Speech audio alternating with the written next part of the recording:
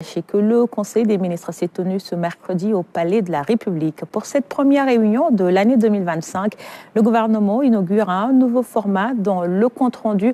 À ce propos, le ministre porte-parole revient sur les points saillants du communiqué. Nous écoutons à ce propos Moustapha Ndiaye Sarré. Mesdames et messieurs, bonsoir. Dans un souci de modernisation et d'accessibilité à l'information gouvernementale, nous inaugurons aujourd'hui une nouvelle approche, plus interactive et simplifiée, pour vous informer des décisions prises en Conseil des ministres. Cette innovation a pour but de mieux informer des décisions et orientations et engager chaque citoyen autour des actions gouvernementales. Ainsi, le porte-parole du gouvernement que je suis et au besoin, les autres ministres sur des questions relevant de leur département se succéderont devant ce pupitre. Ce conseil a marqué le lancement de l'exercice 2025 dans le cadre du déploiement de l'agenda national de transformation Vision Sénégal 2050. Il s'articulera autour d'un plan d'action gouvernemental visant à consolider la transformation systémique de notre pays. Une priorité spéciale sera accordée au secteur sanitaire. Le chef de l'État a insisté sur la nécessité d'améliorer la qualité de vie des citoyens, notamment par la mise en place de filets sociaux, le renforcement de fonds de solidarité nationale, la restructuration de programmes sociaux et l'actualisation du registre national unique, afin de cibler avec précision les ménages vulnérables. Dans le cadre de la pacification et de la stabilisation du climat social, un nouveau pacte social sera conclu avec les centrales syndicales et les organisations d'employeurs avant le 1er mai. Au plan économique, le président de la République a réaffirmé sa vision d'une économie souveraine, endogène, territorialisée et résiliente, créatrice d'emplois.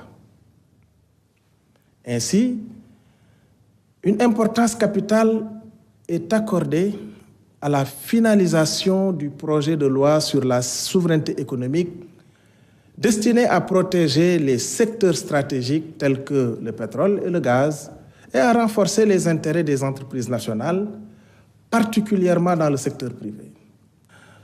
Dans le cadre de la gestion transparente et efficiente de nos ressources naturelles, la nouvelle composition du comité COS-Pétrogaz se réunira avant fin avril 2025.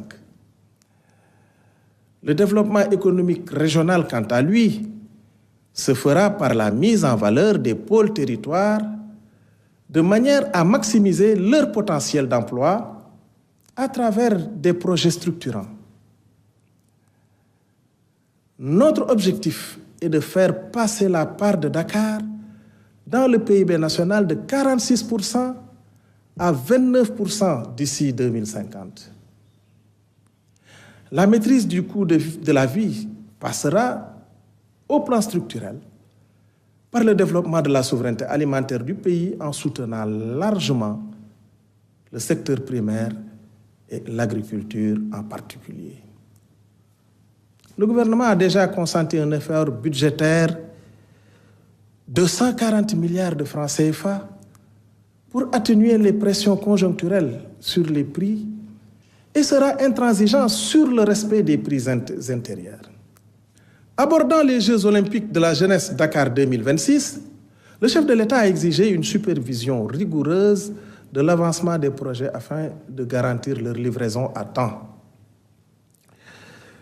Soucieux d'une exécution efficace des politiques publiques, le Premier ministre a annoncé la mise en place d'un dispositif renforcé pour le pilotage, le suivi et l'évaluation des programmes et projets découlant des 26 objectifs stratégiques et des réformes du plan quinquennal 2025-2029.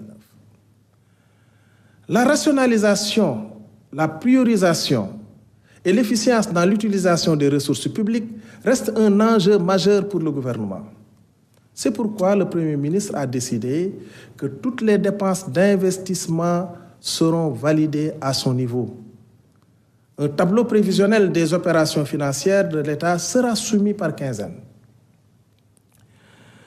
Au plan législatif, 2 projets de loi d'envergure ont été adoptés par le Conseil. D'abord, le projet de loi portant réglementation de la microfinance en application des directives de l'UEMOA.